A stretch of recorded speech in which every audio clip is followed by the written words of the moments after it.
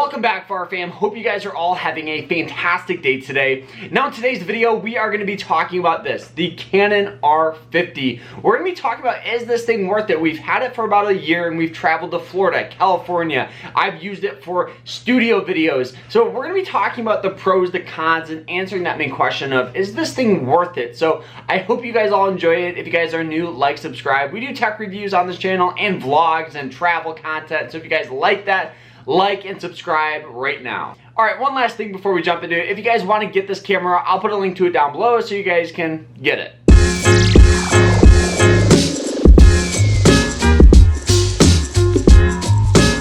So what is this? So this is the Canon R50, and one of the main reasons why I pretty much bought this camera was for vlogs. I bought this right before our California trip where we went to Disney, we went to beach, we did a whole bunch of great vlogging with it.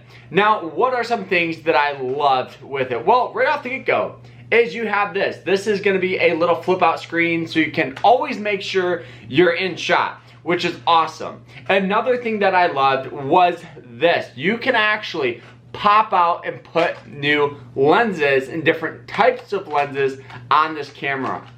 Now for me, I honestly just use the lens that it kind of came with. I think it's the Canon 16, but it's great. And the reason why I chose this lens over others is because it's a little wider, so when you're vlogging, you can get a lot more in the frame. It's not good for like getting videos super far away. Now another reason why I bought this is, one, it's affordable. It's about 600 bucks. And if you guys get like a Rode microphone, it's gonna cost more. But this brings me to point number 2, is you can put exterior microphones on it.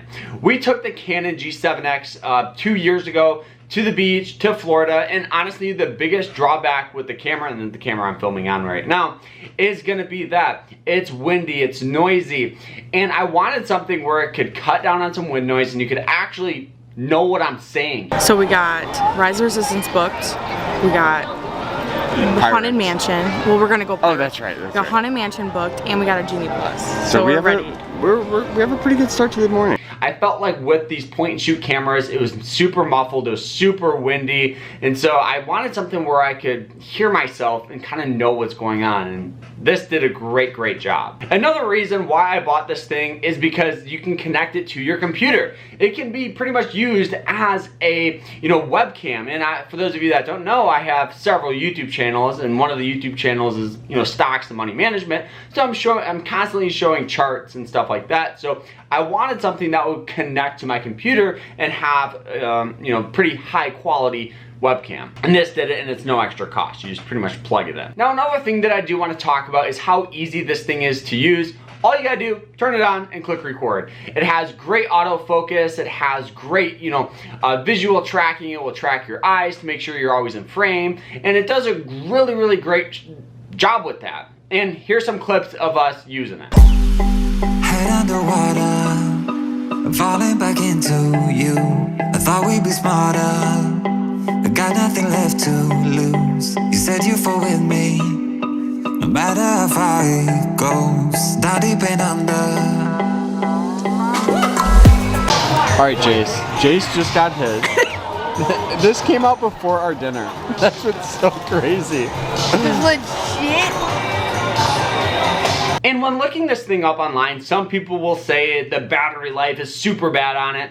Honestly, it's probably about average. We used it in California and we filmed on it for about 8 hours, and we went through about 1 battery, so it's not that bad. I've definitely used a lot worse, like GoPros. Oh my God. Don't even get me started on how bad those battery lives are, but this is pretty good. The last thing I want to talk about is how light this bad boy is. This thing is light. It's very comfortable to hold in video.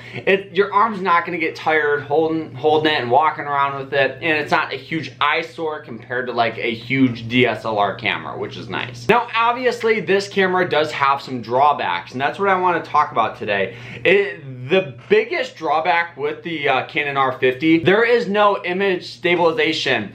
When we film on this thing, it is shaky, and that is what I don't like about it. That is the biggest, the #1 drawback. When vlogging, we would be holding it and we would go back and edit our videos and it would be shaky, and it was so bad where we couldn't even use some of the great videos that we took just because it was shaky, and all we were doing was just walking around. It's not like I was like, you know, I would literally just be walking and it's shaky. We'll throw up some clips right now. Obviously, we gotta start off our day with some Starbucks. I have no energy. And luckily, I think there's one in here, so we're all gonna kind of get something. Now, another drawback to this camera is it does have smaller lenses. It's not like a standard lens.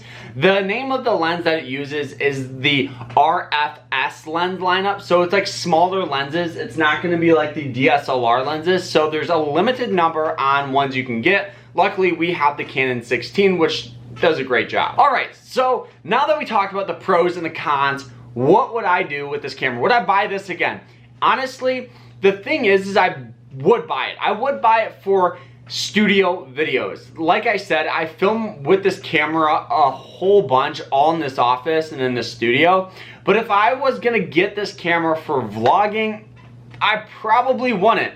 It's too shaky for me. The only thing that I love is the high quality videos and the good audio where you can have external microphones, but it's too shaky. It is way too shaky to have high quality footage. And there's, I know, a whole bunch of other fantastic options elsewhere, and that's kind of what brings me to my second point. Let me know what camera you guys think I should get that is a lot better with stabilization. So guys, this is it. I hope you guys all enjoyed it. If you guys did, hit that like button and subscribe, and I hope you guys have a fantastic rest of your day, and we'll see you guys in the next one. Take care. And if you guys want to go ahead and check out our full videos, we just went to Florida where we use this thing, so check it out and you guys can kind of see how good it is, and we'll see you guys later. Take care.